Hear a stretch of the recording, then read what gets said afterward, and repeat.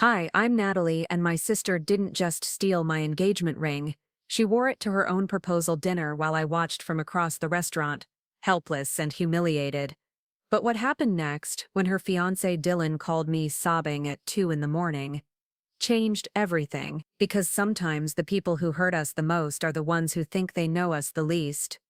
And sometimes justice comes wearing the face of someone you never expected to stand up for you. Before we jump back in, tell us where you're tuning from, and if this story touches you, make sure you're subscribed, because tomorrow I've saved something extra special for you. Have you ever trusted someone so completely that when they betrayed you it felt like the ground disappeared beneath your feet? Because what I'm about to tell you isn't just about a stolen ring, it's about the moment I realized that family loyalty can be a weapon, and the day I learned to stop bleeding for people who never intended to heal. The rain drummed against the windows of Grandma Rose's antique jewelry store, with the kind of persistence that made Portland feel like it was washing itself clean.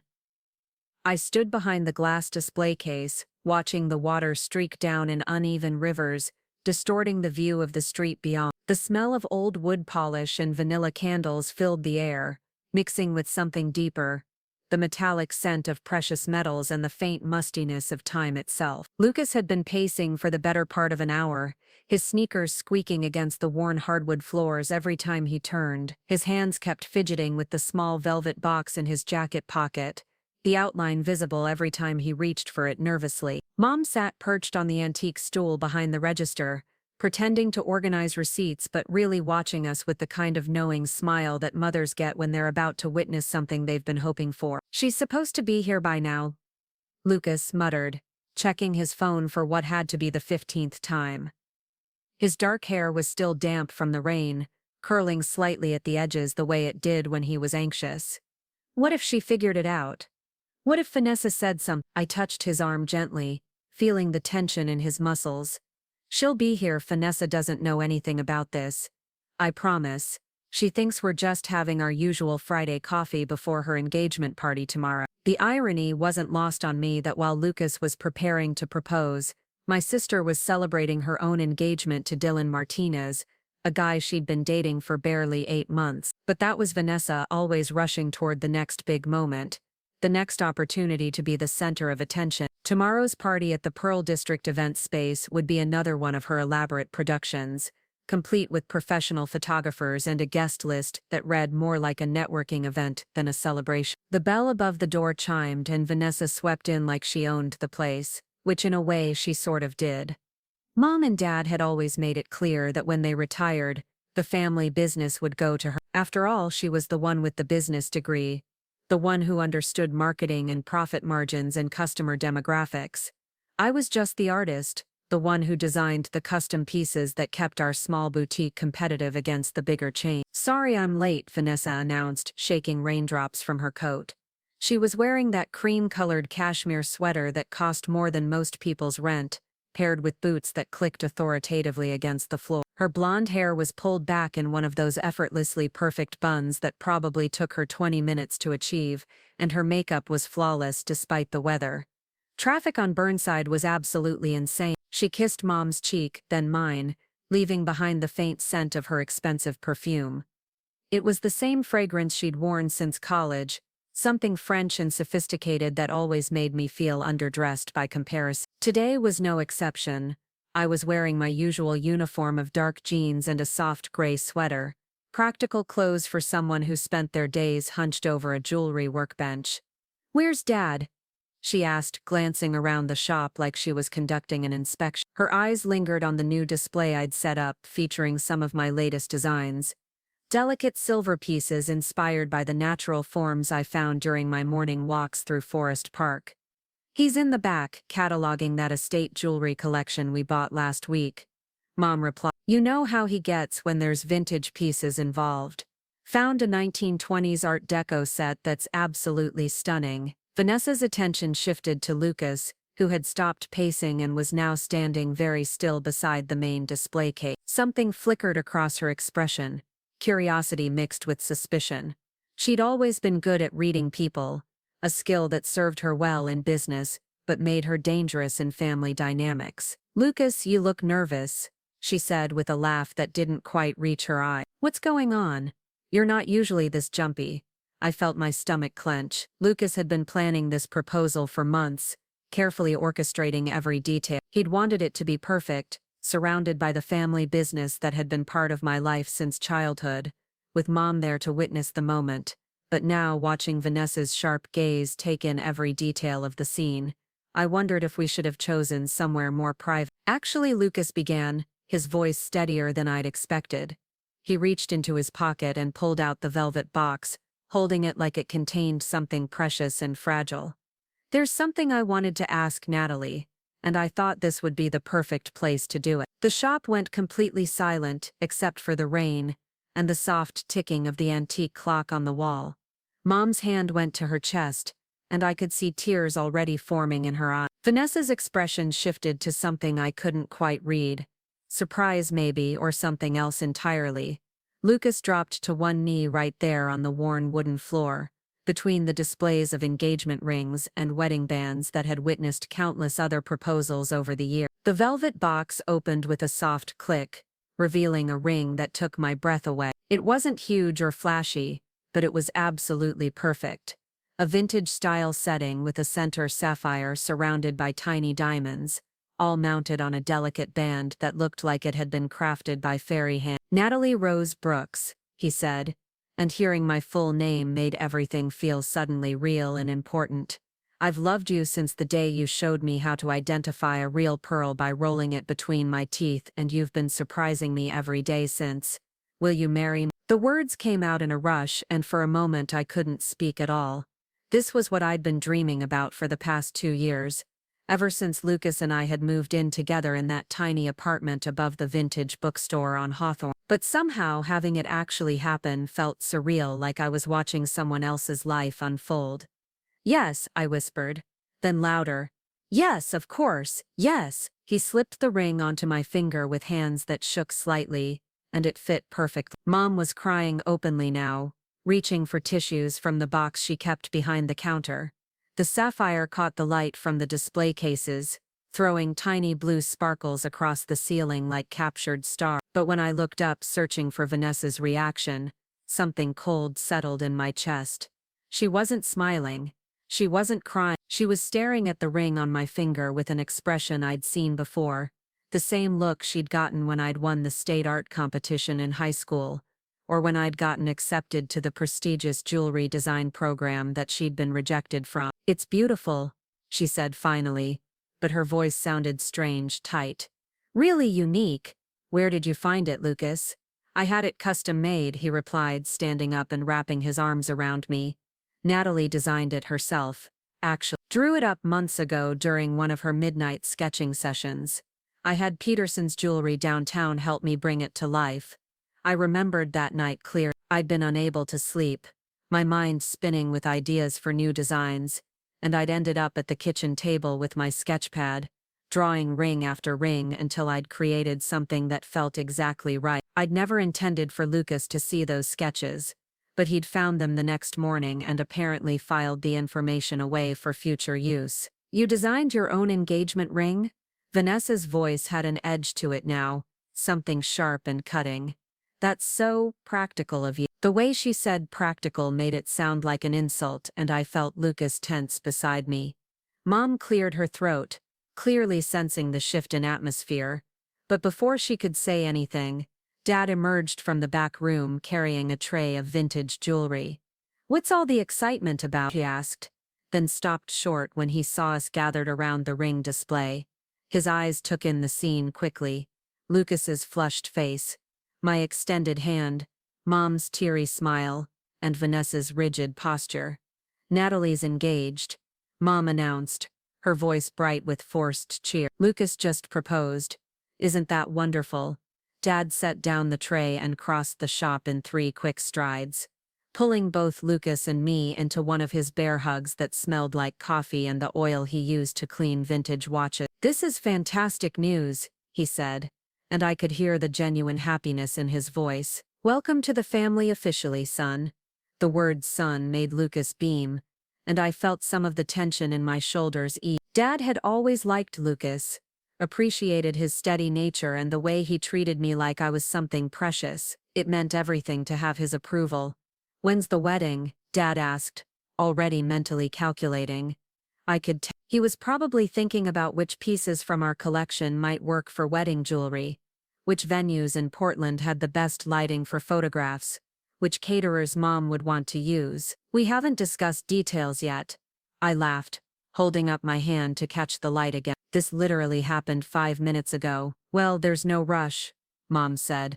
But I could see her mind working too. She loved planning events, loved having reasons to bring the family together and make everything special. "But you'll want to start thinking about dates soon. The good venues book up fast, especially for summer weddings." "Actually," Vanessa interrupted, her voice cutting through the family planning session like a knife.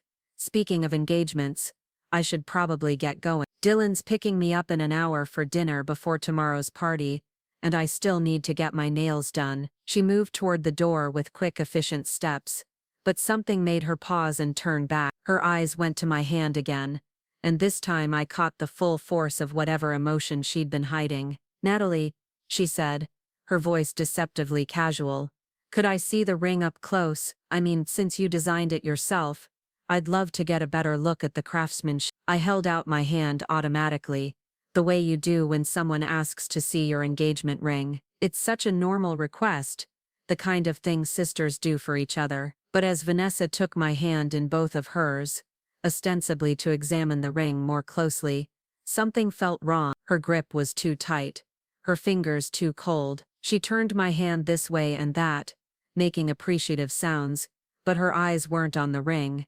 They were on my face, watching my reaction to something I couldn't identify. "The sapphire is gorgeous," she murmured, her thumb tracing the setting. "And these little diamonds are so delicate. Must have cost a fortune to have it custom made." "It wasn't about the cost," Lucas said, and I could hear a hint of defensiveness creeping into his voice. "It was about making something that was perfect for Natalie." Vanessa made a humming sound of agreement, but she didn't let go of my hand. If anything, her grip tightened slightly, and I felt the first flutter of real unease. This was taking too long. The examination was too thorough, too intense. "Vanessa," I said gently, trying to pull my hand back, "I should probably take it off before I start working on Mrs. Chen's repair. Don't want to scratch it on the first day." "Of course," she said, but instead of releasing my hand, she did something that happened so quickly I almost missed it. Her fingers moved to the ring itself,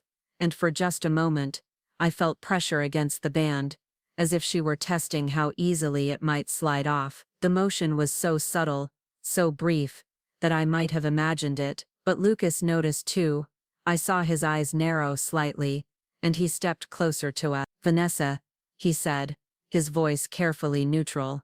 "Natalie's ring." She released my hand immediately, stepping back with a bright smile that didn't quite mask the flush spreading across her cheeks. "Sorry, I got carried away. It really is beautiful work, you should be proud." But as she headed for the door, calling goodbye to Mom and Dad, I noticed something that made my stomach drop. She kept glancing back at my hand, at the ring, with an expression I'd seen countless times growing up. It was the same look she'd gotten when I'd received something she wanted, a toy, an opportunity, a compliment from our parents. It was the look of someone calculating how to take something that didn't belong to them. The bell chimed as the door closed behind her, and the shop felt suddenly too quiet. Lucas was watching me with concern, probably reading the worry on my face. "You okay?"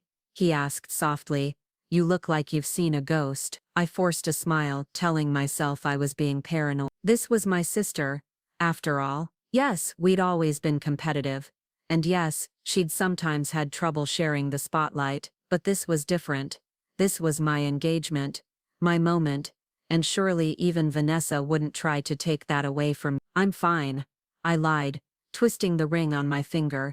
It felt loose suddenly, like it might slip off without warning. "Just tired, I guess. It's been a big day." But as we finished up at the shop and headed home through the rainy Portland streets, I couldn't shake the memory of Vanessa's fingers on my ring, testing its weight, measuring its value. And I couldn't forget the look in her eyes, hungry and calculating, and already 3 steps ahead of something I couldn't see coming. That night I took the ring off before bed and placed it carefully in the small jewelry box on my dresser, the same one I'd used since childhood. It felt silly to be so cautious, but something about Vanessa's reaction had left me unsettled. As I drifted off to sleep, Lucas's arm around me, and the sound of rain still pattering against the windows, I tried to convince myself that tomorrow would be different. Tomorrow was Vanessa's engagement party, her moment to shine. Surely that would be enough to satisfy whatever competitive instinct had flickered to life in the jewelry shop. Surely my sister wouldn't try to steal the one thing that mattered most to me. I was wrong about that. I was wrong about a lot of things. Saturday morning arrived gray and drizzling,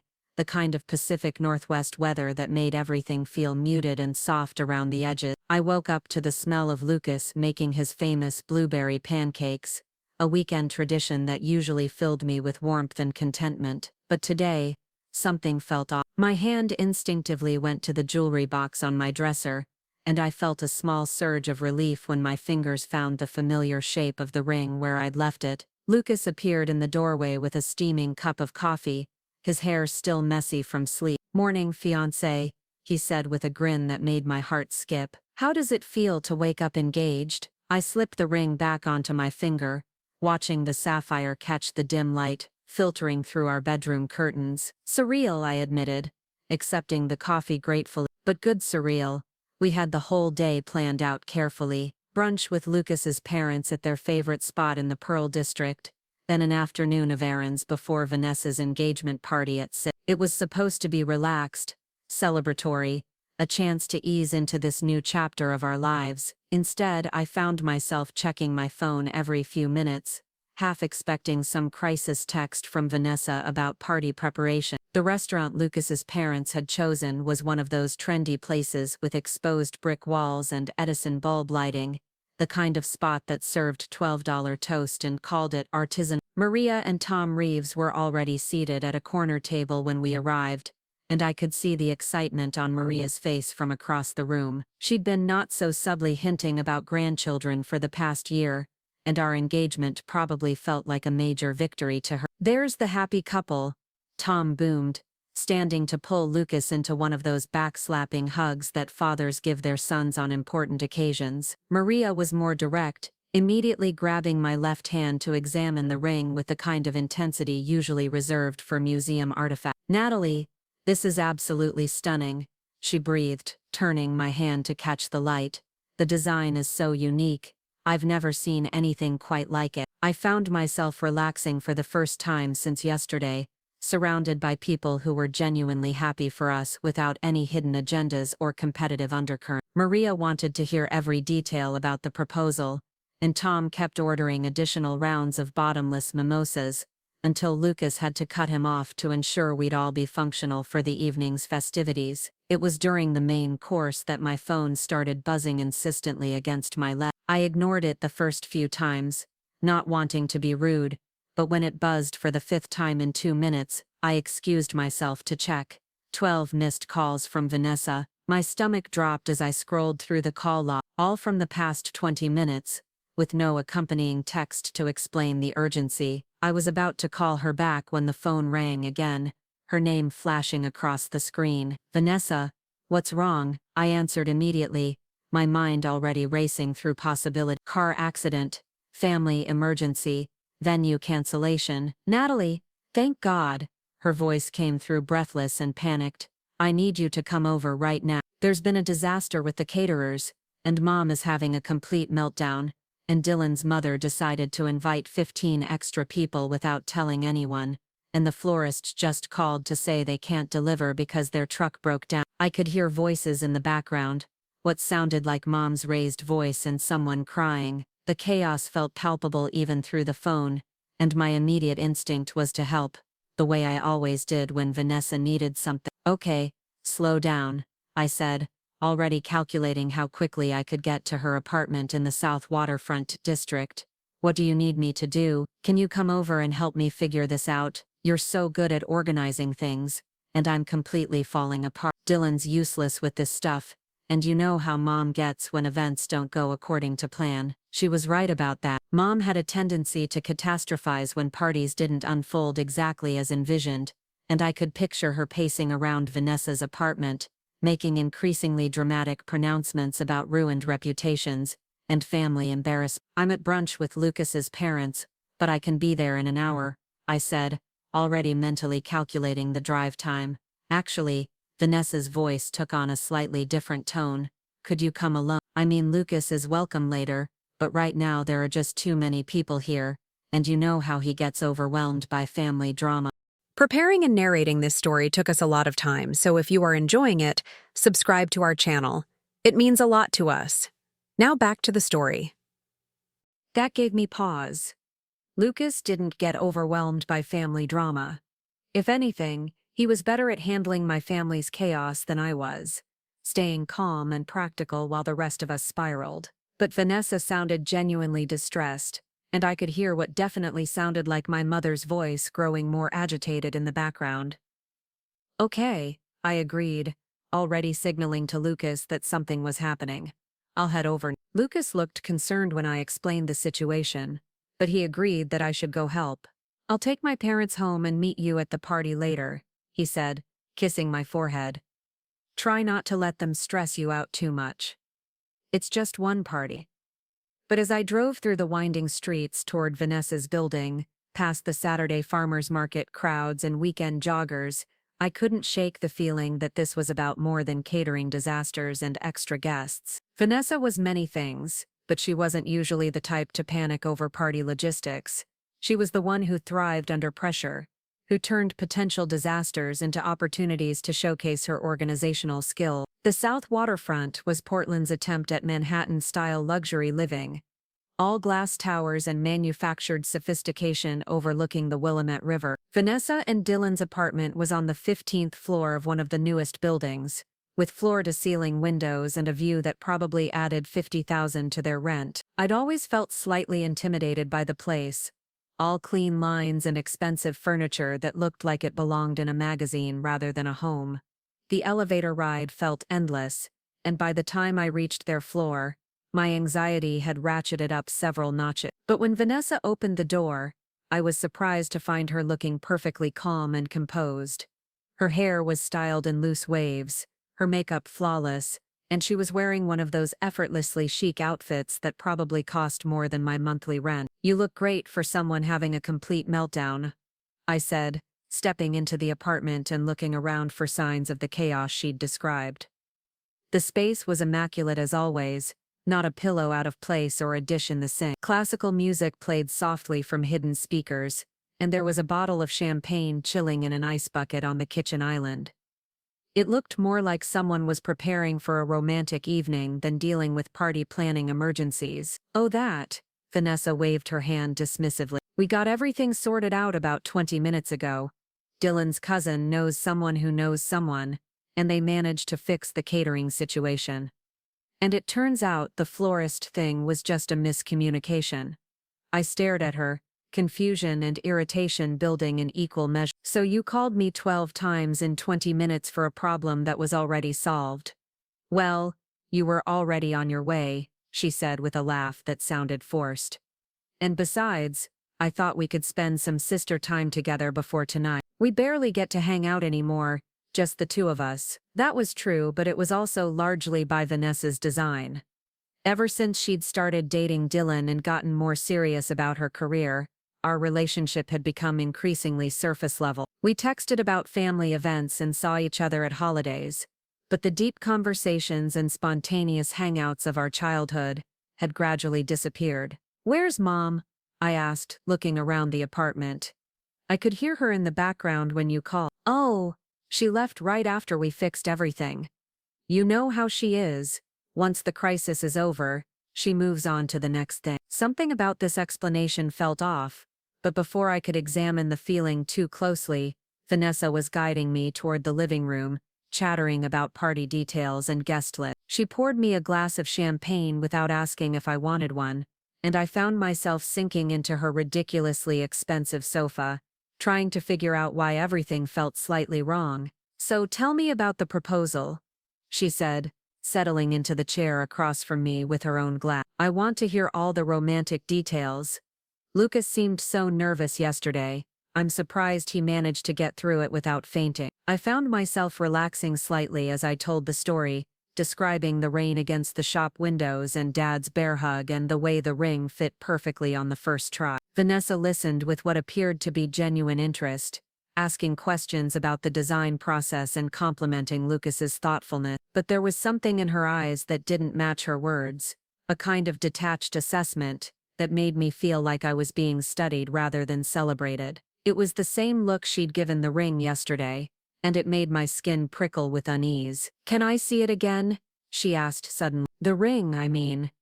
I was so distracted yesterday with everything going on, I didn't really get to appreciate it properly. I held out my hand automatically, the same gesture I'd made dozens of times since getting engaged.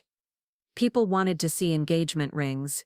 It was normal, expected. But as Vanessa took my hand in both of hers, the same way she had yesterday, that prickle of unease intensified. "It's really remarkable," she murmured, turning my hand to examine the ring from different angles. "The way the sapphire catches the light, and these tiny diamonds are so perfectly placed. You said Lucas had it custom made." "Based on a design I sketched," I confirmed, trying to ignore the way her grip seemed to tighten slightly around my fingers. "It took them about 6 weeks to create it." "6 weeks," she repeated thoughtfully. "That's quite a commitment." He must have been planning this for a while. There was something in her tone that I couldn't identify, something that made me want to pull my hand back. But before I could, she was doing that thing again, the subtle pressure against the ring band that I'd noticed yesterday. This time, though, she wasn't being subtle about it. "Vanessa," I said, my voice sharper than I'd intended. "What are you doing?" "Nothing," she said quickly, but she didn't let go of my hand. "I was just thinking about ring sizes. This looks like it might be a little loose on you. You wouldn't want it to slip off accidentally." She was right that the ring felt slightly loose, something I'd been meaning to mention to Lucas. But the way she said it, combined with the continued pressure against the band, sent alarm bells ringing in my head. "It's fine," I said firmly, pulling my hand back. This time she let me, but not before I felt the ring slide forward slightly on my finger. "Lucas had them size it based on a ring I already owned." Vanessa said, settling back in her chair with an expression I couldn't read. "Well, you'll want to be careful. Engagement rings are such targets for thieves these days. All those stories about people getting mugged for their jewelry." The comment felt oddly specific, almost like a threat, and I found myself unconsciously covering the ring with my other hand. "I'm not worried about random street crime," I said, trying to keep my voice light. "Oh, it's not always random," Vanessa replied, taking a sip of her champagne. "Sometimes the people closest to you are the ones you should worry about." The words hung in the air between us, and for a moment, I couldn't figure out how to respond. Was she warning me about something, or threatening me? The distinction felt important, but I couldn't tell which it was. "What do you mean by that?" I asked finally. "Nothing specific," she said with a shrug that seemed too casual. "Just that you never really know people as well as you think you do. Take Dylan, for example. I thought I knew him completely, but he's been full of surprises lately." "Good surprises or bad surprises?" "Both," she said cryptically.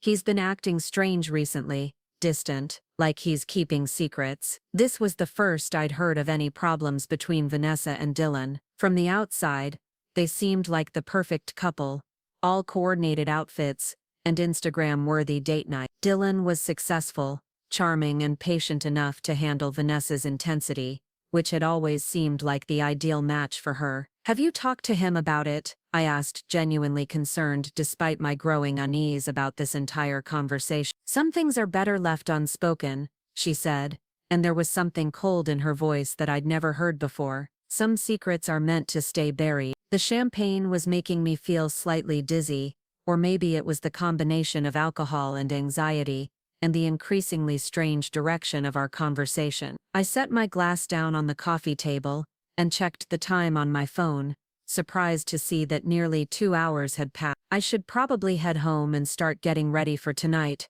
I said, standing up perhaps a bit too quickly. "What time did you say the party starts?" 6:30 for cocktails, dinner at 7:30, Vanessa replied, but she made no move to get up. "But Natalie, Before you go, there's something I need to tell you. The seriousness in her tone made me pause halfway to the door. What is it? I've been thinking about what you said yesterday, about family loyalty and supporting each other's happiness. And you're right, we should be celebrating each other's successes instead of competing. This was so unlike Vanessa that I found myself sitting back down, curious despite my desire to leave. She'd never been one for emotional conversations or admissions of wrongdoing. I'm glad you feel that way, I said carefully, which is why I want to make tonight special for you too, she continued. I know it's my engagement party, but your engagement is just as important. We should be celebrating both of us. That's sweet of you to say, but tonight is your night. My celebration can wait.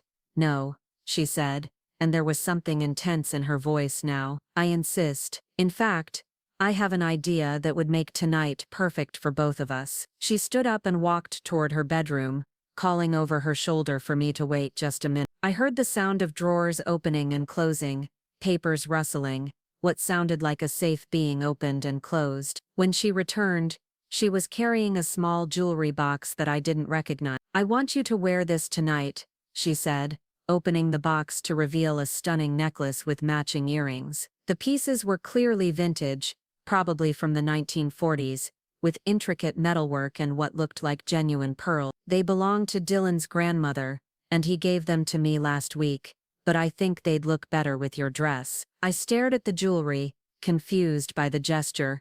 Vanessa, I can't wear Dylan's family heirlooms. Those should be for you. Please, she said, and there was something almost desperate in her voice. I really want you to have them for tonight. Consider it my engagement gift to you. But what will you wear?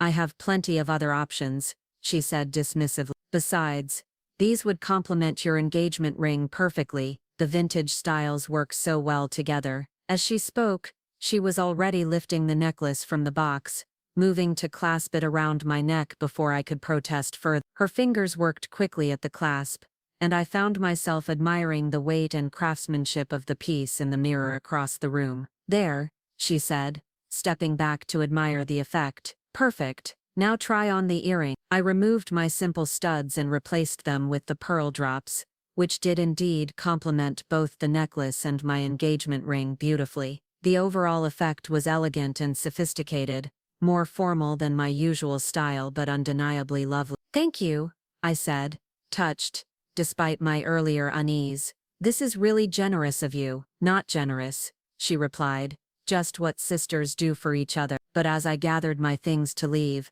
I caught sight of Vanessa's reflection in the hallway mirror, and the expression on her face didn't match her generous words. She was looking at my ring again, and this time there was no mistaking the hunger in her eye. I made it all the way to my car before I realized that in all the time I'd spent at Vanessa's apartment, Dylan had never appeared. For someone who was supposedly helping to fix party emergencies, he'd been conspicuously absent from the afternoon's event. And thinking back on the conversation, Vanessa had mentioned him repeatedly but always in abstract terms, never indicating where he actually was or what he was doing. As I drove home through the increasingly heavy afternoon traffic, I found myself touching the necklace at my throat and twisting my engagement ring around my finger. Both gestures had become unconscious habits in the past few hours, as if I needed constant confirmation that both pieces of jewelry were still where they belonged. The afternoon light was fading by the time I reached our apartment, casting long shadows across the hardwood floor. Lucas was in the shower when I could hear him singing off-key through the bathroom door, a sure sign that his afternoon with his parents had gone well. I sat down at my vanity to touch up my makeup and plan my outfit for the evening, but found myself staring at my reflection instead. The woman looking back at me was wearing borrowed jewelry and harboring suspicions about her own sister that felt both paranoid and perfectly justified. The engagement ring on her finger caught the light from the vanity bulbs, throwing tiny rainbows across the mirror's surface, beautiful and precious and suddenly feeling more fragile than it had 24 hours ago. I told myself I was being ridiculous. This was Vanessa's engagement party, her moment to shine. Whatever competitive instincts or complicated feelings she might have about my engagement would surely be overshadowed by her own celebration. Tonight would be about her and Dylan, about their future together, about the family coming together to celebrate love and commitment. I was wrong about that too, I was wrong about almost everything. The Pearl District event space looked like something out of a fairy tale, all twinkling lights and flowing white fabric draped from the exposed ceiling beams. Vanessa had outdone herself with the decorations, creating an atmosphere that was both elegant and romantic without feeling overdone. Round tables were scattered throughout the space, each centerpiece featuring white roses and baby's breath arranged in vintage crystal vases that caught the light from the chandeliers over. I stood near the entrance with Lucas, greeting guests as they arrived and trying to ignore the way the borrowed necklace felt heavy against my throat. My dress was a deep blue that complemented the sapphire in my engagement ring, and I'd chosen it specifically to feel confident and beautiful at Vanessa's party. But now, wearing Dylan's grandmother's jewelry, I felt like I was playing dress-up in someone else's life. Lucas looked handsome in his charcoal gray suit, the one he'd bought for his cousin's wedding last summer and had been looking for excuses to wear ever since. He kept stealing glances at my ring, and every time he caught the light hitting the sapphire, he'd get this satisfied smile that made my heart skip. This was supposed to be one of the happiest times in our lives, surrounded by family and friends, celebrating love and commitment, and the future we were building together. So why did everything feel so wrong? Mom and Dad arrived together, Mom wearing the emerald green dress she saved for special occasions, and Dad looking uncomfortable in his tie. They'd closed the shop early to help with last-minute preparations, and I could see the exhaustion in their faces, from what had probably been a long day of Vanessa-induced stress. But they were here, smiling and hugging relatives and playing their roles as proud parents of the bride-to-be. "Have you seen Vanessa yet?" Mom asked, scanning the room with the practiced eye of someone who'd attended hundreds of family events. "I want to make sure her dress photographs well with the lighting." "Not yet," I replied, though I'd been looking for her since we'd arrived 20 minutes ago. "Dylan's over by the bar, but I haven't spotted her." Dylan Martinez looked exactly like the kind of man you'd expect Vanessa to end up with. He was tall and broad-shouldered with perfectly styled dark hair and a smile that belonged in toothpaste commercials. His family owned a successful chain of restaurants throughout the Pacific Northwest, and he had that easy confidence that came from never having to worry about money or social status. But tonight, something seemed off about him too. He was surrounded by a group of his college friends, all of them laughing at something on someone's phone, but his smile looked forced. His eyes kept darting toward the entrance, and he was checking his watch more frequently than someone should at their own engagement party. When he caught me looking at him, he raised his glass in a toast, but the gesture felt hollow somehow. "There she is," Lucas murmured in my ear, and I followed his gaze to see Vanessa making her entrance at the top of the small staircase that led down into the main party space. She looked absolutely stunning. Her dress was a flowing champagne-colored creation that probably cost more than my monthly salary, and her hair was styled in an elaborate updo that showcased the diamond earrings she was wearing. But it was what was around her neck that made my breath catch in my throat. She was wearing a necklace I'd never seen before, something that looked vintage and expensive, with what appeared to be a large center stone surrounded by smaller gems. Even from across the room, I could tell it was extraordinary, the kind of piece that belonged in a museum or a jewelry collector's private vault. "Wow," Lucas whistled low. "That's quite a necklace. Must be another family heirloom." But something about it nagged at me, something familiar about the design or the setting that I couldn't quite place. I touched the pearl necklace at my own throat unconsciously, remembering Vanessa's insistence that I wear Dylan's grandmother's jewelry tonight. If this new necklace was also a family piece, why hadn't she mentioned it when she was giving me the pearls? Vanessa descended the stairs like a movie star, accepting congratulations and air kisses from the assembled guests. Dylan moved to her side immediately, and they posed for what seemed like hundreds of photos, but I noticed that even while smiling for the cameras, Dylan's body language seemed tense. His hand on her waist appeared possessive rather than affectionate, and he kept glancing around the room as if looking for escape routes. "Natalie," Vanessa's voice rang out across the space as she spotted us near the entrance. She glided over with Dylan in tow, her smile bright and perfect, and somehow not reaching her eyes. "You look absolutely beautiful. That dress is perfect on you." "Thank you," I replied, accepting her hug and trying not to stare at her necklace. Up close it was even more spectacular, clearly an antique piece with incredible craftsmanship. "You look amazing too. That necklace is gorgeous." This old thing? She touched it lightly, as if she'd forgotten she was wearing it. It's been in my jewelry box forever. I thought it might be nice to finally wear it for something special. But that couldn't be right. I'd been in Vanessa's room countless times growing up, had seen her jewelry collection evolve from childhood friendship bracelets to the designer pieces she favored now. I would have remembered a necklace like this, would have been fascinated by its vintage design and obvious value. The fact that she was lying about it sent ice through my veins. "Dylan, congratulations," Lucas said, extending his hand for a shake. "This is an incredible party. You two really went all out." "Thanks, man," Dylan replied, but his voice sounded strained. "Vanessa did most of the planning. She's got a real talent for this stuff." The conversation felt stilted, full of the kind of polite small talk that happens when people don't really know each other well.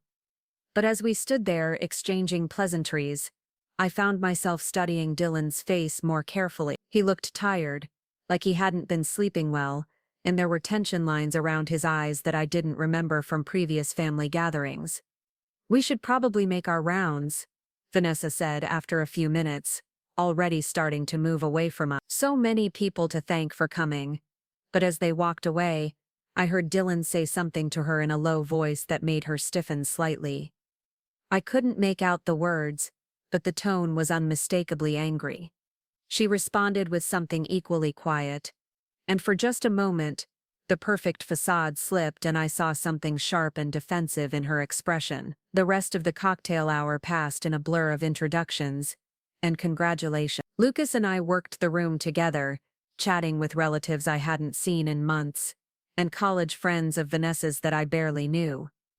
Everyone wanted to see my engagement ring, and I found myself telling the proposal story over and over until it started to feel rehearsed rather than heartfelt. But I kept finding my attention drawn back to Vanessa and Dylan, watching the way they interacted when they thought no one was looking. From a distance, they looked like the perfect couple, coordinated and sophisticated and completely in love. Up close, though, I was beginning to see cracks in the performance. During dinner, I was seated at the family table with Mom and Dad, Lucas, and various aunts and uncles who'd driven up from California for the occasion. Vanessa and Dylan held court at the head table, surrounded by Dylan's business partners and Vanessa's work colleagues. The conversation around our table was lively and warm, full of family stories and gentle teasing about Lucas and my recent engagement. But I found myself only half listening, instead watching Vanessa throughout the meal. She was playing her part perfectly, laughing at Dylan's jokes and accepting toasts with gracious smiles. But something was off about her body language. She kept touching her necklace, almost protectively, and her eyes had a brightness to them that seemed almost manic. It was during the dessert course that I remembered where I'd seen that necklace before. I was 7 years old, sitting on Grandma Rose's lap in the back room of the jewelry shop, while she showed me pieces from her personal collection. She kept them in a special safe, items that were too precious or too sentimental to ever sell. There was her mother's wedding ring, a pair of Art Deco earrings from the 1920s, and a necklace that had belonged to her grandmother, a spectacular piece, with a large central sapphire surrounded by diamonds in an intricate vintage setting. "This one will be yours someday," Grandma Rose had told me, fastening it around my small neck so I could see myself in the mirror.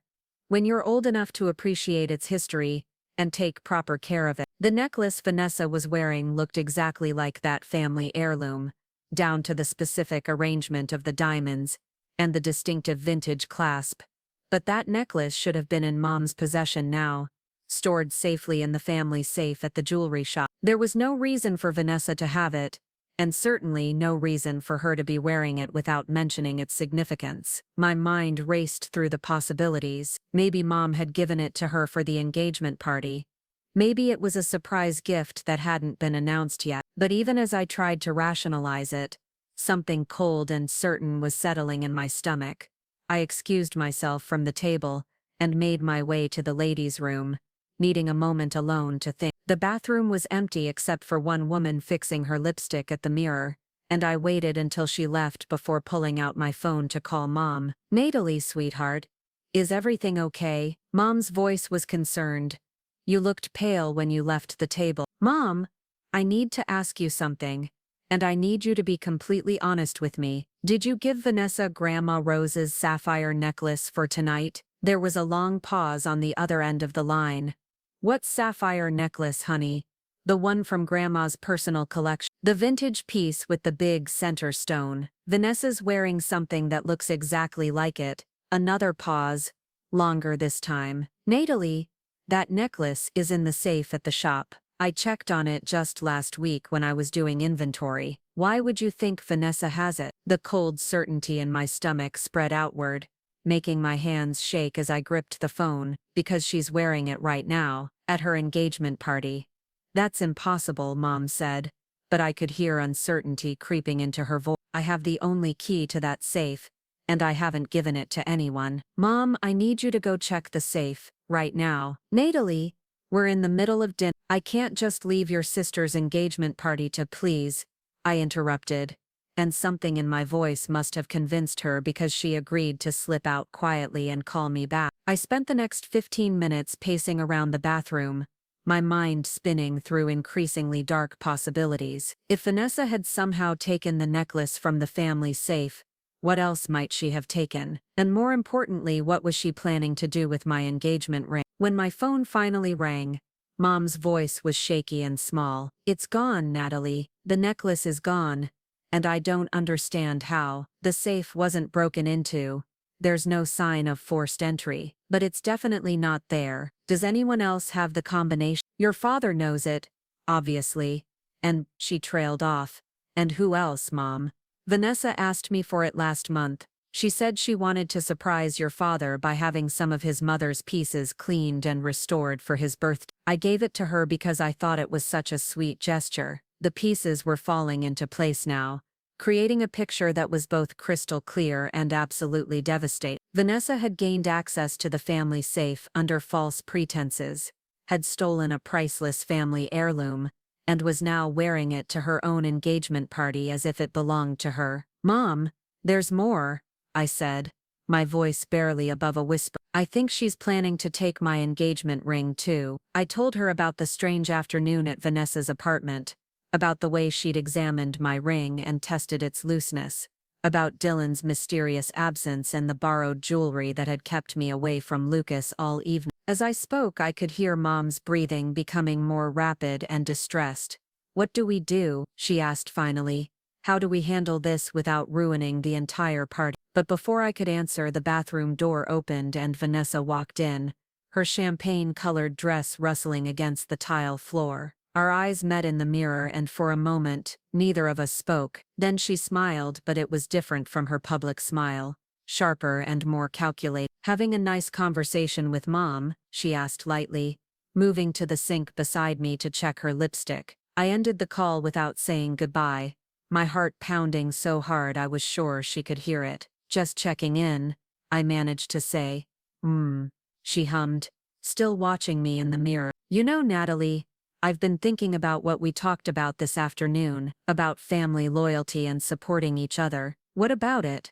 I think there might be some things we need to discuss, privately. She turned to face me directly, and the smile was gone. Things about respect and knowing your place, and understanding what really belongs to whom. The threat in her voice was unmistakable now, no longer hidden behind sisterly concern or party planning stress. This was Vanessa as I'd never seen her before, dropping all pretense and showing me exactly who she really was underneath the perfect exterior. I don't know what you mean, I said, but my voice came out shaky and unconvincing. Of course you do, she replied. You've always been smarter than people give you credit for. It's one of the things I've always envied about you, actually, that quiet intelligence that lets you see things other people miss. She moved closer to me, close enough that I could smell her expensive perfume and see the flecks of gold in her eyes. The question is, what are you going to do with what you've figured out? Before I could respond, the bathroom door opened again and two women came in,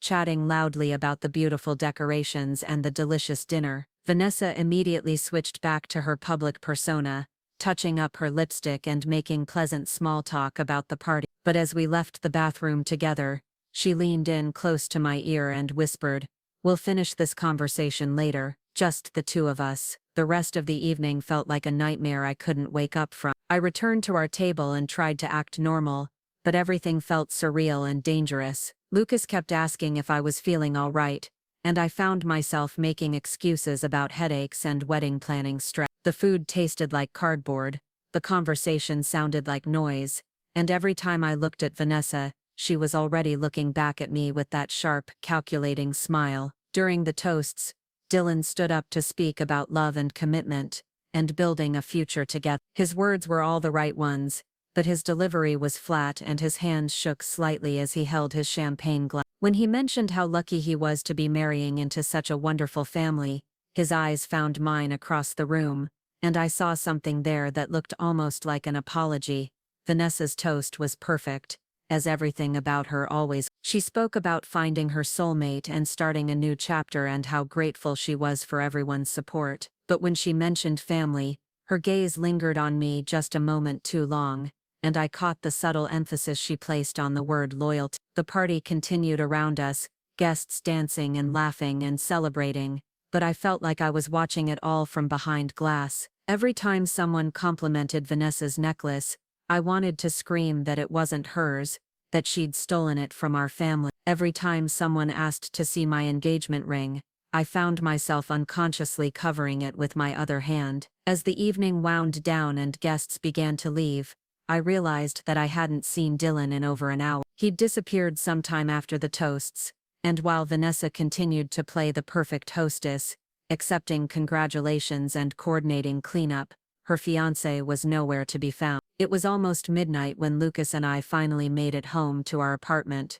both of us exhausted from the long day and evening of celebration. I went through the motions of removing my makeup and changing into pajamas, but my mind was racing with everything I'd discovered and everything I still didn't understand. I was sitting at my vanity carefully removing Dylan's grandmother's earrings, when my phone rang. The caller ID showed Dylan's name, and for a moment I just stared at it, wondering why he would be calling me so late, especially on his engagement party night. "Hello?" I answered cautiously. "Natalie." His voice came through the line, thick with emotion. "I need to talk to you. Can you meet me somewhere?" "Dylan, it's almost midnight. What's wrong?" "Everything," he said, and I could hear that he was crying.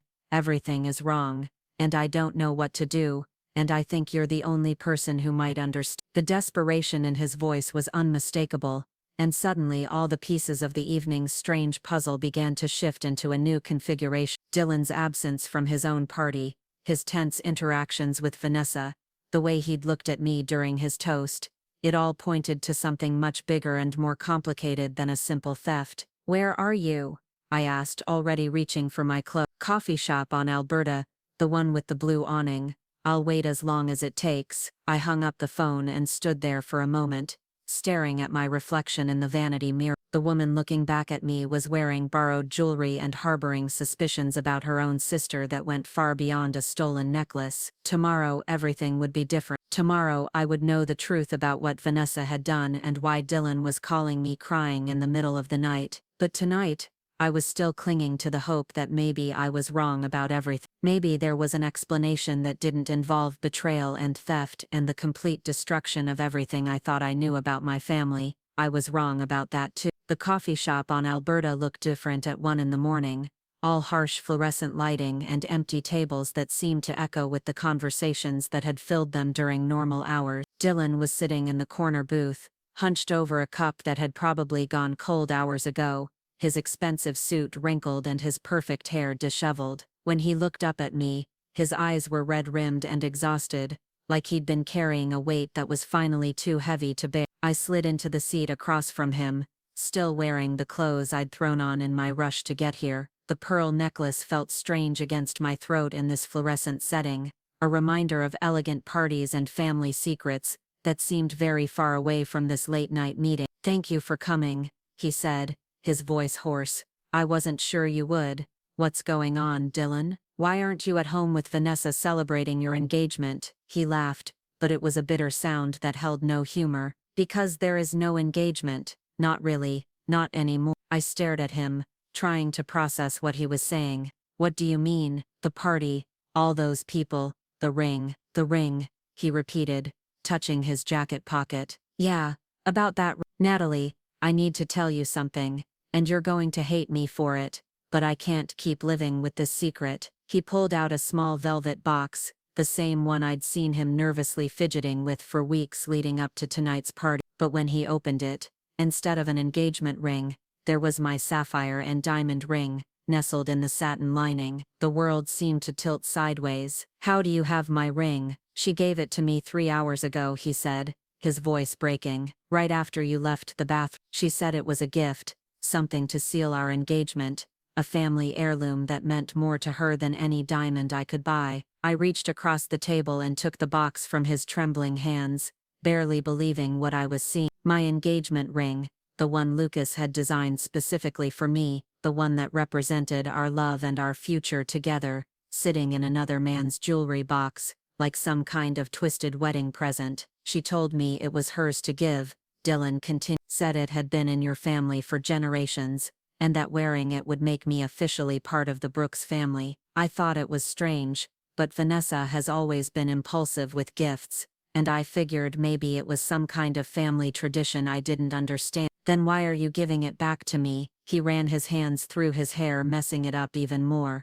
Because 20 minutes after she gave it to me, I overheard her on the phone with someone. She was in the kitchen, thought everyone had left, and she was laughing about how easy it had been to convince you to take your ring off. The fluorescent light buzzed overhead, filling the silence between us with its electric hum. I thought back to the afternoon at Vanessa's apartment, trying to remember when exactly I'd removed my ring. Had it been when she'd offered me champagne, when she'd insisted on fastening the pearl necklace around my neck? The details felt fuzzy now, clouded by champagne and shock, and the growing realization of how completely I'd been manipulated. She drugged me, I said quietly, the pieces falling into place. Something in the champagne, that's why I felt dizzy, why the afternoon felt so strange and dreamlike. Dylan nodded miserably. She's been planning this for weeks, ever since your engagement. She's been obsessed with that ring. She showed me pictures of it, talked about how it should have been hers, how you didn't deserve something so beautiful, but why would she give it to you? What was the point? She wanted me to propose to her with it tonight, in front of everyone at the party, make some grand romantic gesture using your ring as the symbol of our love. His voice was thick with disgust. She had this whole fantasy about how perfect it would be, how it would show everyone that she could have anything she wanted, even something that belonged to you. I stared down at the ring in my hands, this physical representation of Lucas's love that had become a weapon in my sister's psychological warfare. But you didn't do it. I couldn't, he said simply. The more I thought about it, the more wrong it felt. And then when I heard her on the phone, laughing about how she'd tricked you, bragging about how easy it was to manipulate someone who trusted her completely. He shuddered. I realized I didn't know the woman I was supposed to marry at all. The coffee shop door chimed as a late-night customer came in, some insomniac looking for caffeine and somewhere warm to sit. The normalcy of the moment felt surreal against the backdrop of our conversation, as if the rest of the world was continuing to function normally while my entire understanding of my family was collapsing. There's more, Dylan said, pulling out his phone. She recorded herself doing it, taking the ring off your finger while you were unconscious. She thought it was funny, like some kind of practical joke she could show people later. He showed me the screen, and I watched in horror as a video played, showing me slumped in Vanessa's expensive chair, clearly drugged, while she carefully worked my engagement ring off my finger. Her face was visible in the frame, and she was smiling with a kind of gleeful satisfaction that made my stomach turn. She's done this before, I whispered, the full scope of her manipulation finally becoming clear. The necklace she's wearing tonight, it's a family heirloom that she stole from our parents' safe. And probably other things too, things I haven't even discovered yet. Dylan nodded. She's been stealing from everyone. My grandmother's jewelry that she claimed was a gift. Money from my accounts that she said was for wedding expenses. Even small things from friends' houses that she thought no one would miss. I found out about most of it tonight, going through her things while she was busy playing host. He pulled out a manila folder from beside him on the booth seat, thick with papers and photographs, bank statements showing transfers from my accounts to hers, receipts for expensive purchases made with credit cards I didn't know she had, photos of jewelry and artwork that she's been selling online, pieces that belong to other people. I flipped through the documents, each page revealing a new layer of Vanessa's deception. She'd been running a sophisticated operation, stealing from everyone in her life, and covering her tracks with lies and manipulation, and the kind of charm that made people want to believe her explanations. "Why didn't you confront her about any of this early?" "Because I loved her," he said simply. "Or I thought I did. I made excuses for every suspicious thing, convinced myself that there were reasonable explanations for all of it. Even tonight, when she gave me your ring, I wanted to believe that maybe it really was some family tradition I didn't understand." What changed? Seeing the video changed everything. Watching her take advantage of you while you were helpless, seeing how much she enjoyed it. He closed his eyes. That's not love. That's not even basic human decency. That's sociopathic behavior.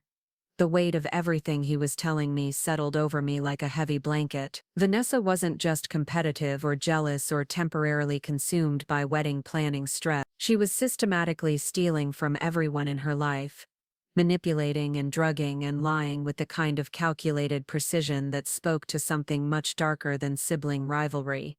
"We have to stop her," I said, surprised by the steadiness in my own voice. "We have to expose what she's been doing before she hurts anyone else." "How? Who's going to believe us?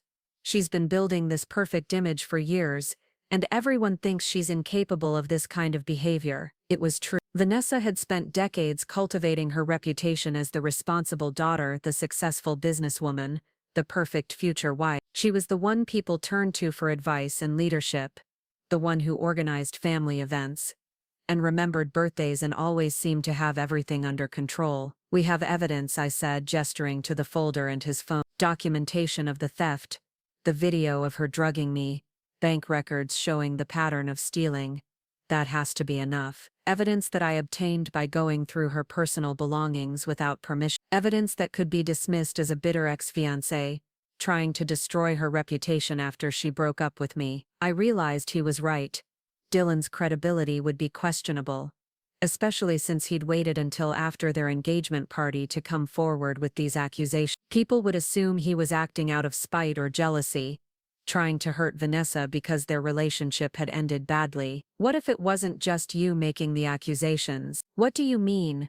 What if we could get her to admit what she's done on recording, in her own words, where there's no question about the authenticity of the evidence?" Dylan looked skeptical. "How would we do that? She's not going to confess just because we ask nice." I thought about the woman I'd encountered in the bathroom at the party, the one who'd dropped her mask and shown me her true face for just a moment. Vanessa was proud of what she'd accomplished, proud of her ability to manipulate and deceive and take whatever she wanted. That pride could be her weakness. "She thinks she's won," I said slowly. "She has my ring. She has your grandmother's jewelry.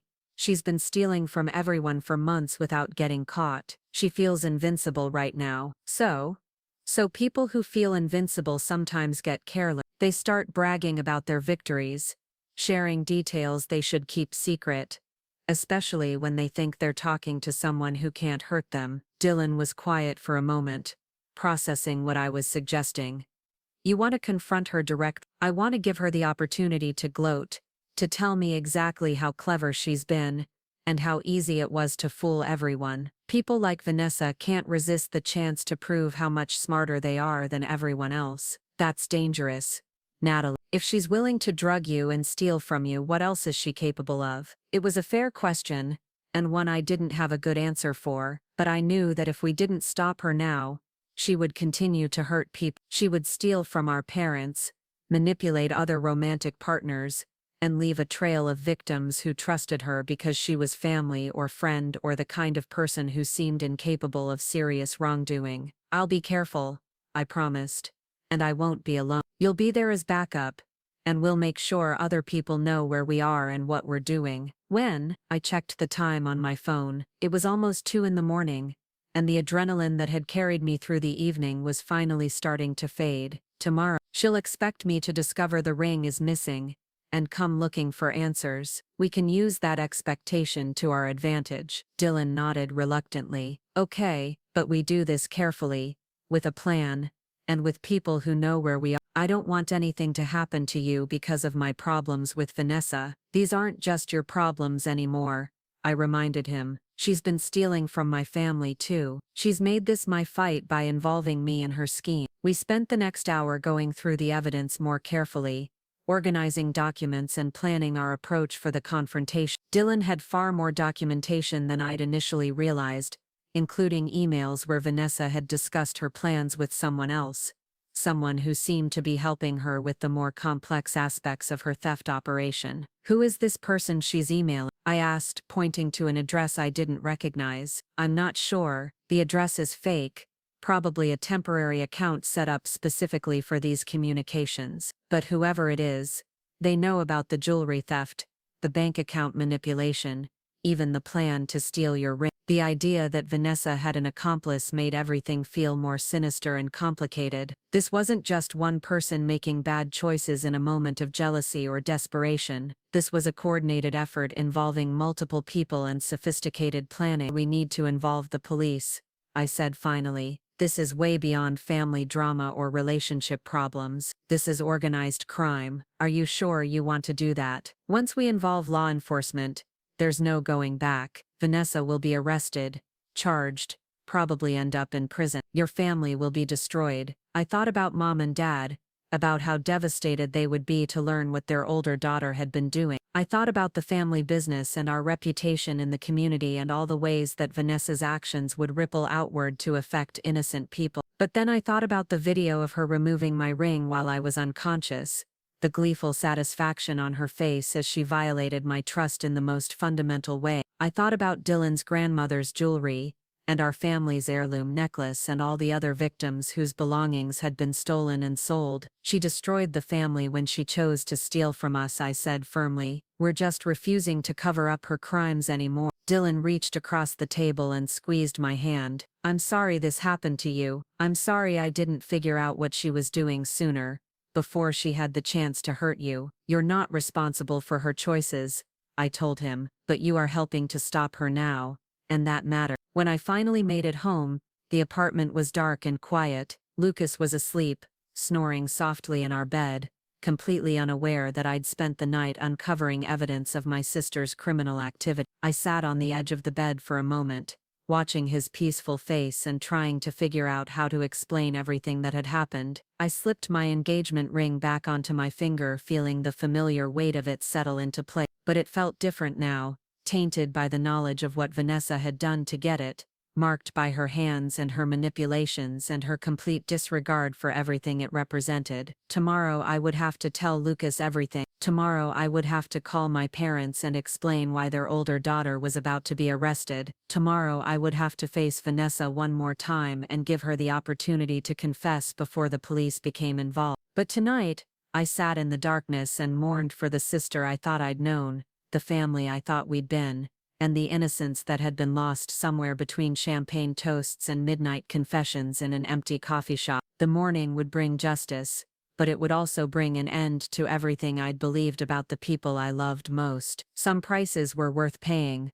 but that didn't make them any less devastating to count. Sunday morning brought the kind of crisp autumn light that made Portland look like a postcard, all golden leaves and clean air that smelled faintly of wood smoke from neighborhood fireplaces. I stood at our kitchen window watching joggers pass by on the sidewalk below, while nursing my second cup of coffee and rehearsing the conversation I was about to have with Lucas. He emerged from the bedroom looking rumpled and concerned, immediately noticing the tension radiating from every line of my body. You never came to bed last night, he said, wrapping his arms around me from behind. Are you okay? I leaned back against his chest, drawing strength from his solid presence. I need to tell you something, and it's going to be hard to hear. I told him everything, starting with the strange afternoon at Vanessa's apartment, and ending with Dylan's midnight confession in the coffee shop. Lucas listened without interrupting, his expression growing darker and more incredulous with each revelation. When I finished, he was quiet for a long moment, processing the magnitude of what I'd shared. She drugged you, he said finally, his voice tight with anger. Your own sister drugged you and stole your engagement ring while you were unconscious, among other things. Yes, we're calling the police right now. I caught his hand as he reached for his phone. We will, but first I want to give her the chance to come clean. Dylan and I have a plan. Lucas looks skeptical. What kind of plan involves confronting someone who's already proven she's willing to drug family members? The kind where we get her confession on record before involving law enforcement. She's proud of what she's accomplished. Luke, she thinks she's outsmarted everyone, and people like that can't resist the opportunity to brag about their victories. I showed him the evidence Dylan had compiled, the bank statements and emails and that horrible video of Vanessa removing my ring. By the time he'd reviewed everything, his jaw was clenched so tightly I worried he might crack a tooth. Fine, he said eventually, but we do this safely, with backup, and if anything feels wrong we call for help immediately. An hour later, Dylan arrived at our apartment looking like he'd slept even less than I had. He'd changed out of his expensive suit into jeans and a sweater, but there were dark circles under his eyes and a haggard quality to his appearance that spoke to the emotional toll of the previous night's revelations. "How are you holding up?" I asked as he settled into our living room chair. "I keep thinking about all the signs I missed," he admitted. The expensive purchases she couldn't quite explain, the way she'd get defensive when I asked about certain pieces of jewelry, the fact that she never wanted me to meet some of her friends or business associates. She's had years to perfect her deception, Lucas pointed out.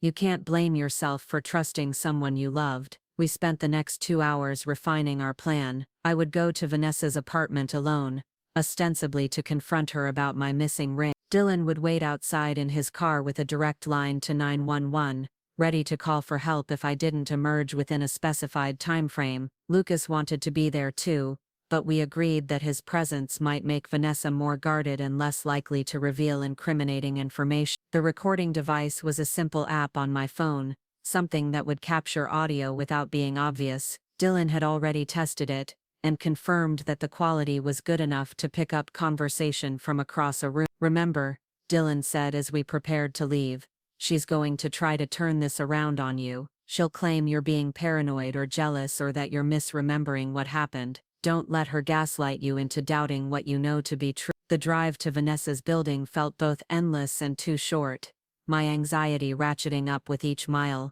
I kept touching my engagement ring, grateful to have it back on my finger, but unable to shake the feeling that it had been contaminated somehow by Vanessa's touch. Dylan parked across the street from the building entrance, close enough to see anyone coming or going but far enough away to avoid being noticed. "I'll be right here," he promised. "If you're not out in 45 minutes, I'm calling the police and coming up there myself." The elevator ride to the 15th floor felt like ascending to an execution. My reflection in the polished metal doors looked pale and determined, and I practiced keeping my expression neutral even as my heart pounded against my ribs. Vanessa answered the door wearing silk pajamas and a face mask, clearly not expecting company. For just a moment her surprise was genuine, and I caught a glimpse of something almost vulnerable in her expression. Then the mask slipped back into place and she was all gracious smiles and sisterly concern. "Natalie, what are you doing here? Is everything okay?" "I'm missing something," I said simply,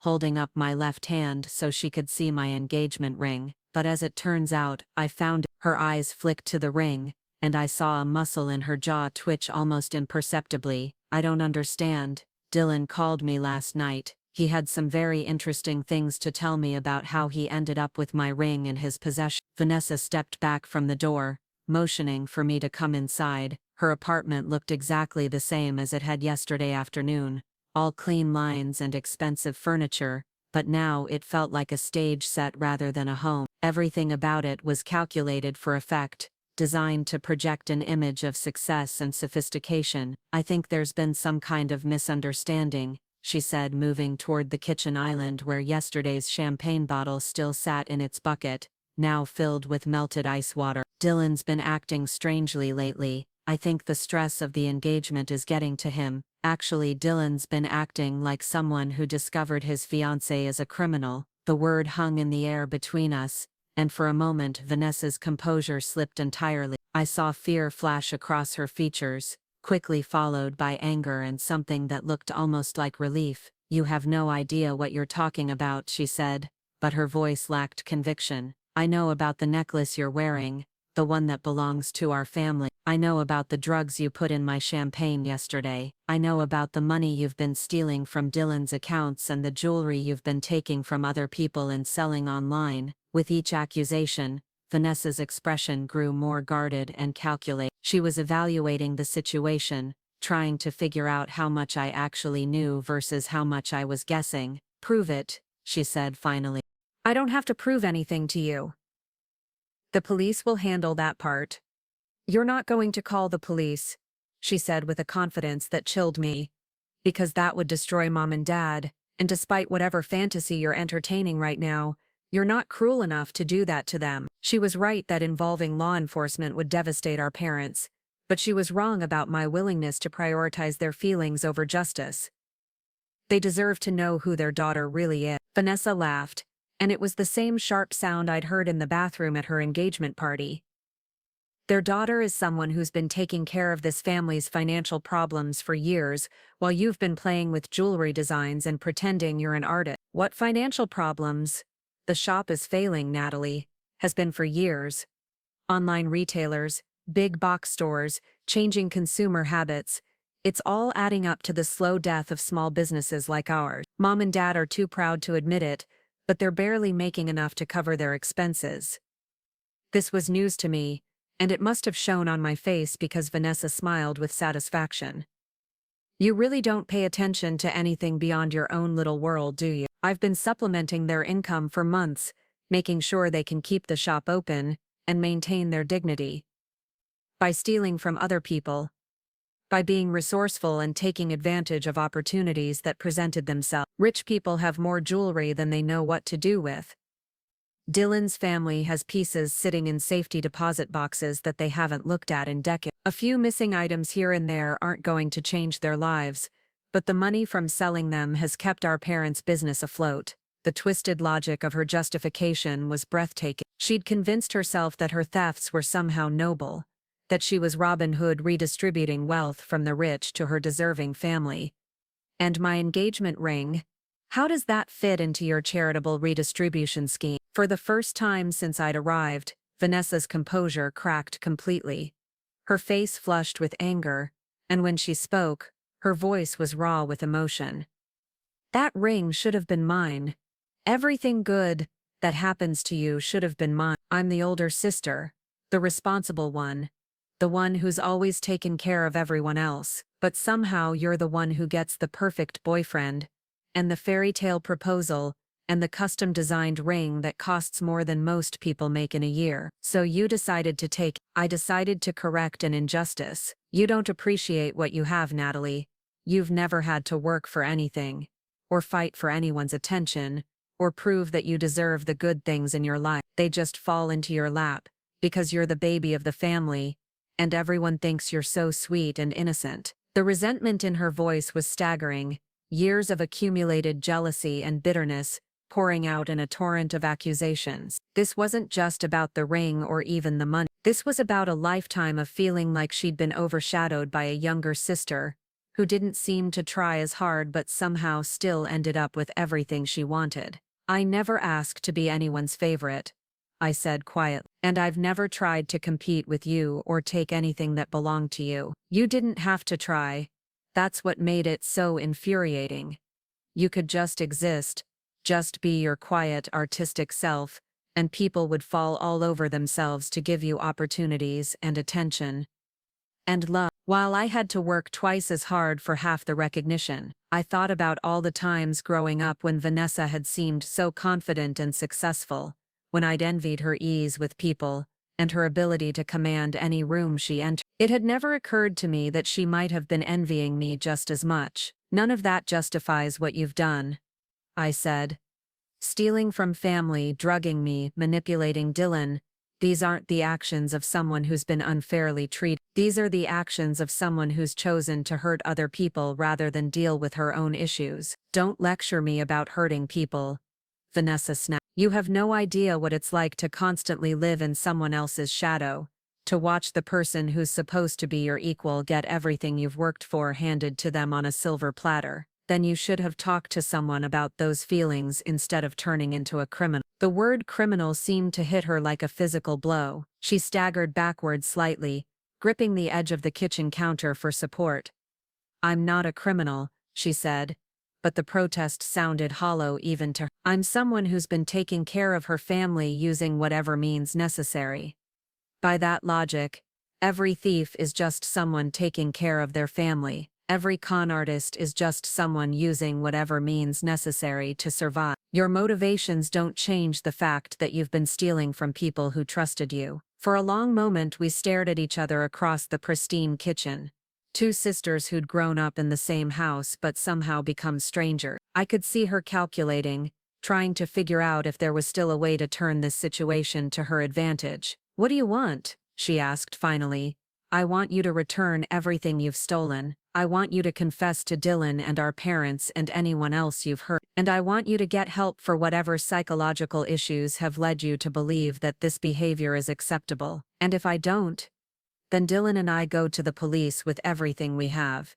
And you deal with the consequences of your choices through the legal system. Vanessa was quiet for several minutes, and I could almost see her weighing her options. She could deny everything and hope that our evidence wasn't strong enough to build a case. She could try to pin the blame on Dylan or claim that I was lying out of jealousy. Or she could accept that her criminal enterprise had finally been exposed and try to minimize the damage. The shop really is in trouble, she said finally, her voice smaller than I'd ever heard it. I wasn't lying about that. Mom and Dad are too proud to ask for help, and they're too old to start over if they lose the business. Then we'll figure out a legitimate way to help them. We'll get a business loan, find investors, modernize their operations. There are dozens of legal options we haven't explored. It's too late for that. They're already behind on rent, behind on their supplier payments. Without the money I've been providing, they'll lose everything within a few months. The admission confirmed what I'd suspected, that Vanessa's thefts had been systematic and extensive enough to generate significant income. This wasn't a few pieces of jewelry sold here and there. This was a full-scale operation that had been keeping our family business afloat for months. Then we'll deal with that crisis when it comes, I said, but we'll deal with it honestly as a family, without destroying other people's lives in the process. My phone buzzed with a text message from Dylan asking if I was okay. I realized I'd been in the apartment for almost an hour, far longer than we'd originally planned. I have to go, I said, moving toward the door. But this conversation isn't over. You have 24 hours to decide how you want to handle this. After that, Dylan and I are going to the police regardless of what you choose. Vanessa followed me to the door, her silk pajamas rustling against her legs. Natalie, wait. There's something else you need to know. I paused with my hand on the doorknob, some instinct warning me that whatever she was about to say would change everything again. The person I've been working with, the one helping me sell the stolen items. It's not some random criminal contact, it's someone you know. My blood turned to ice. Who? Lucas. The name hit me like a physical blow, and for a moment I couldn't breathe. You're lying. Think about it, Natalie. How do you think I knew exactly how to have your ring recreated? How do you think I got the measurements and specifications so perfect that Dylan didn't even question whether it was authentic? I stared at her, my mind reeling as implications crashed over me in waves. Lucas had been the one to have my ring designed and created. Lucas knew all the details about the setting, and the stones and the specific craftsmanship that went into it. He's been helping me for months, Vanessa continued, and I could hear the satisfaction in her voice at finally having a weapon that could wound me as deeply as I'd wounded her. Who do you think has been providing me with information about which pieces would be valuable enough to steal? Who do you think has been helping me find buyers for the items I've taken? Stop, I whispered, but she wasn't finished. The whole proposal, the romantic setting at the family shop, the perfect ring designed specifically for you, it was all part of the plan. He needed you to trust him completely, to never suspect that he was involved in what I was doing. And it worked, didn't it? You never questioned why he was so interested in your family's business, why he spent so much time at the shop learning about jewelry and antiques. I thought about all the evenings Lucas had spent with my parents, all the questions he'd asked about their inventory and their regular customers. I'd been touched by his interest in the family business, proud that he wanted to understand the world I'd grown up in. "You're lying," I repeated, but my voice shook with doubt. "Check his laptop," Vanessa said. "Check his email account. Better yet, check his browser history. You'll find everything you need to confirm what I'm telling you." I fumbled for the door handle, desperate to escape this apartment and this conversation, and the terrible possibility that everything I thought I knew about my life was built on lies. "Natalie," Vanessa called after me as I stepped into the hallway. "Now do you understand why I had to take the ring? He never loved you, he was just using you to get access to our family's assets. At least when I steal from people, I'm honest about my motivation." The elevator ride down felt like falling through space, and by the time I reached the lobby I was shaking so badly I could barely walk. Dylan was waiting by his car, his face creased with concern as he took in my appearance. "What happened up there? You look like you've seen a ghost." I couldn't form words to explain what Vanessa had told me, couldn't even begin to process the possibility that Lucas had been involved in her criminal enterprise from the beginning. Instead, I just shook my head and got into the passenger seat, needing to get as far away from this building as possible. "Take me home," I managed to say. "I need to check something." The drive back to my apartment passed in a blur of Portland neighborhoods and Sunday afternoon traffic. Dylan kept glancing at me with increasing alarm, but I stared out the window and tried to prepare myself for what I might find when I got home. Lucas was in the kitchen making lunch when we arrived, humming quietly to himself as he chopped vegetables for a salad. He looked up with a smile when he heard us come in, but his expression shifted to concern when he saw my face. "Natalie, what's wrong? You look terrible." "I need to use your laptop," I said without preamble. "Of course.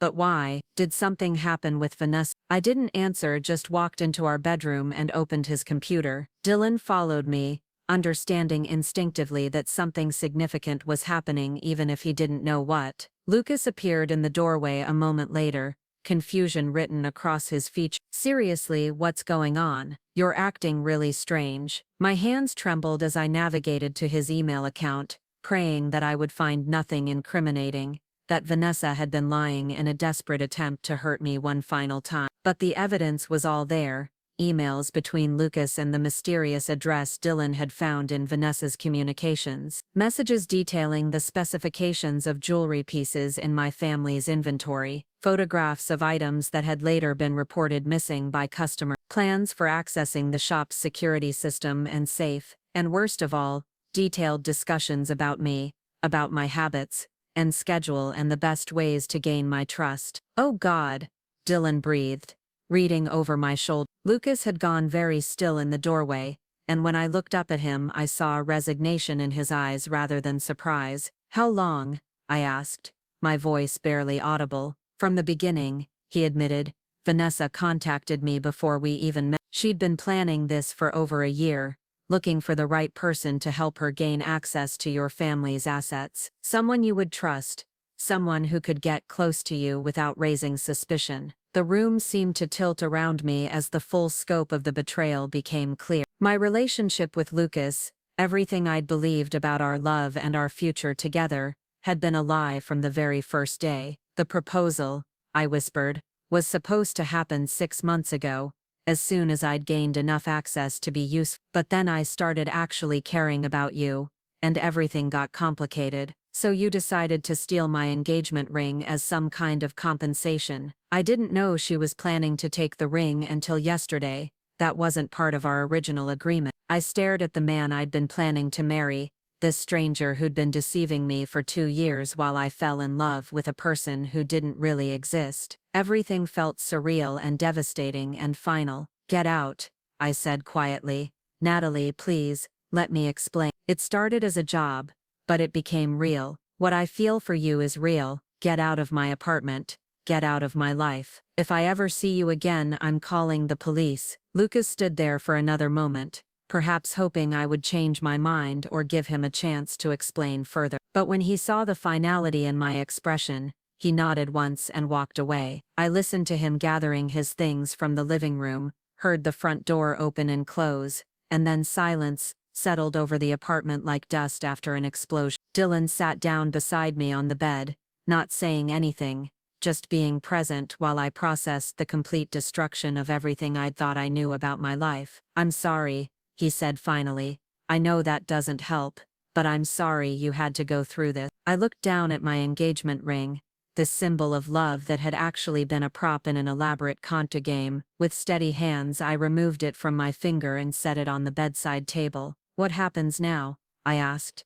"Now we call the police and let them sort out the evidence. Vanessa and Lucas will face the consequences of their choices, and you'll start rebuilding your life without them. And you, I'll testify about what I know, return anything of mine that Vanessa took, and try to figure out how to trust people again." I nodded, understanding exactly what he meant. Both of us had been betrayed by people we loved, manipulated and used in service of crimes we never would have imagined them capable of. "At least we found out the truth," I said. "At least we found out the truth," he agreed. 6 months later, I sat in the newly renovated family jewelry shop, working on a custom design for a customer who wanted something unique to celebrate her daughter's graduation. The afternoon light streamed through the front windows, illuminating the displays. Mom and Dad had updated with help from a small business loan and some creative marketing strategies that didn't involve stolen goods. Vanessa had been sentenced to 3 years in prison after pleading guilty to theft, fraud, and drug-related charges. Lucas had received 2 years for his role in the conspiracy. Both had been ordered to pay restitution to their victims, though the full extent of the damage they'd caused was still being calculated. Mom and Dad had been devastated by the revelations about Vanessa, but they'd channeled their grief into determination to save the family business through honest means. The shop was doing better than it had in years, thanks to increased foot traffic from customers who'd heard our story and wanted to support a family that had survived such public betrayal. Dylan and I had become unlikely friends, bonded by our shared experience of discovering that the people we loved most were capable of unimaginable deception. He'd moved back to California to be closer to his family while he rebuilt his life, but we stayed in touch, comparing notes on therapy and trust issues and the slow process of learning to believe in people again. I was still single, still figuring out how to distinguish between genuine interest and potential manipulation, when men asked me out, but I was healing, growing stronger, learning to trust my instincts in ways I never had before. The engagement ring sat in a safety deposit box at the bank, too tainted by its history to wear but too expensive to simply discard. Someday, maybe I'd have it redesigned into something new, something that represented my own strength, rather than someone else's deception. But for now, I was content to focus on the work I loved, surrounded by family who had proven their loyalty when it mattered most, in a business that was thriving because we'd chosen honesty over easy money. The truth had been devastating, but it had also been liberating. And sometimes, that's the best you can hope for. Up next, you've got 2 more standout stories right on your screen. If this one hit the mark, you won't want to pass these up. Just click and check them out.